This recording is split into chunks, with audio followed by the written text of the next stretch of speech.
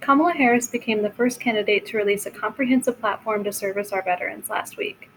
I didn't see much coverage of her plan on any major media platform, and despite a portion of the third debate being devoted to veterans and active duty military, not a single question was directed her way, nor was she given a chance to speak. As a veteran, I found this deeply frustrating, and I wanted to draw attention to her plan before it gets drowned out in the media cycle. First, some housekeeping. Though I am a supporter of Kamala Harris and I am a veteran, I am not associated with her campaign or the Department of Veterans Affairs. And for folks that are hard of hearing, as so many veterans are, including myself, I have posted the transcript for this video on Medium. The article will also include sources, and while you're there, consider checking out my other articles. The first part of Kamala's plan is to expand VA housing and healthcare benefits to veterans that were discharged with other than honorable conditions. Veterans can be separated under these conditions for a variety of reasons, but many of them are negative. But Kamala's record is one of forgiving past transgressions and not letting them be barriers for achieving basic standards of living. Proof of that can be seen by her Back on Track program and her actual record on criminal justice. With veteran homelessness and suicide at crisis levels, someone that served their country but made a mistake shouldn't be excluded from shelter or medical treatment, particularly since they are likely lacking in both due to service-related injuries and trauma. It is particularly cruel to deprive them of health care, because many other than honorable discharges are due to substance abuse and PTSD. On paper, these veterans can apply for health care coverage for PTSD, but in reality, few manage to get that waiver. Suicide rates among veterans with this discharge type are disproportionately higher as a result. This is particularly true in Kamala's home state of California, so it's little wonder this topic has her attention. Furthermore, many other than honorable discharges are for reasons even more heinous, such as retaliation for reporting sexual assault, seeking treatment after sexual assault, or in response to traumatic brain injuries. These veterans had their lives shattered due to failed leadership, and they can't even seek treatment to help pick up the pieces. Kamala's plan would not only change the system to aid the veterans suffering today, but she would also direct the Department of Defense to review other than honorable discharges in the first place for potential bias, particularly in cases that involve sexual assault or harassment of a veteran.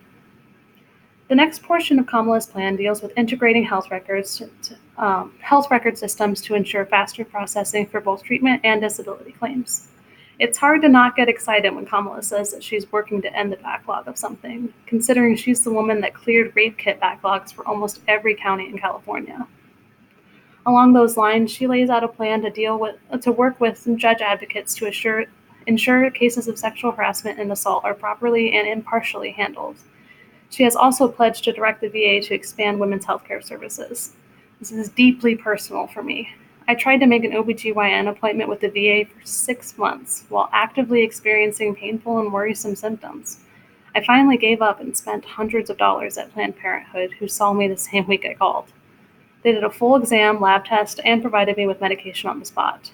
It wasn't until for 2 more months and one call to my congressman later that the VA finally saw me for a follow-up appointment. But no one should have to go through that.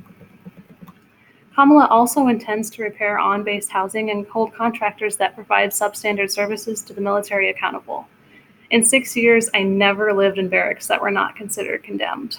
Black mold, shoddy staircases, broken pipes, broken plumbing, you name it, a veteran has probably experienced it, and we shouldn't have to.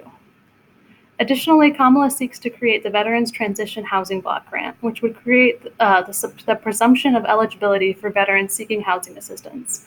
This is crucial for homeless veterans who probably are not carting around their DD-214, service record, veteran ID card, certificate of eligibility, or benefit summary letters.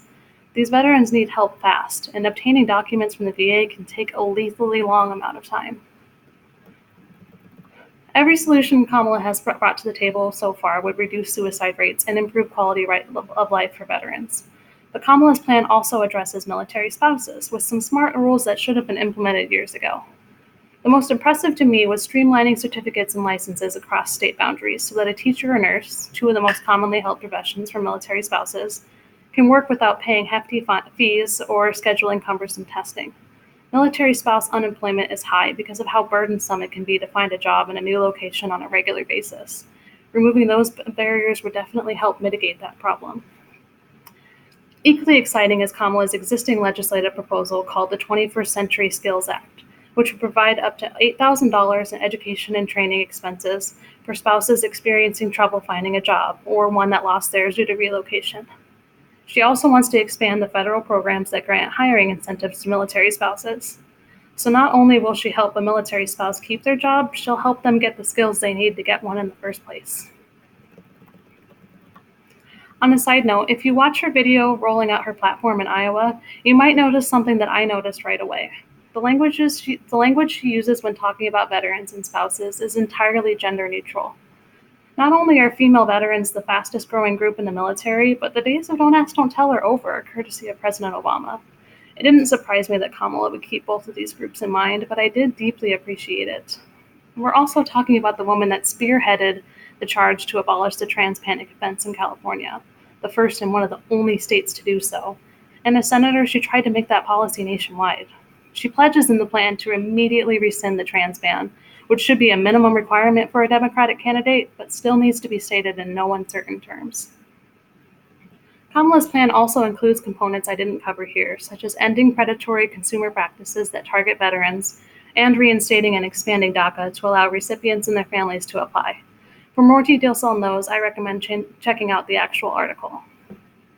So what are the critics saying about Kamala's plan? The former Secretary of the Navy and Mississippi Governor Ray Mabus endorsed her, stating that she is fully ready to be our next commander-in-chief. He also intends to advise her campaign on both national security and veterans affairs. Kamala is the only person running for president that is on the Senate Intelligence Committee already, but this endorsement and the council will undoubtedly make her even stronger on both matters. It doesn't surprise me that the rollout of Kamala's plan failed to garner much media attention or even prompt a question from the moderators at the debate. Kamala is often the first person to put policy on the table and be ignored for her trouble. And veterans are all too used to being ignored when solutions are being proposed to help us.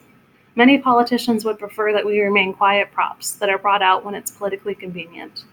But Kamala Harris isn't one of those politicians, and it's one of the many reasons why she has earned my vote.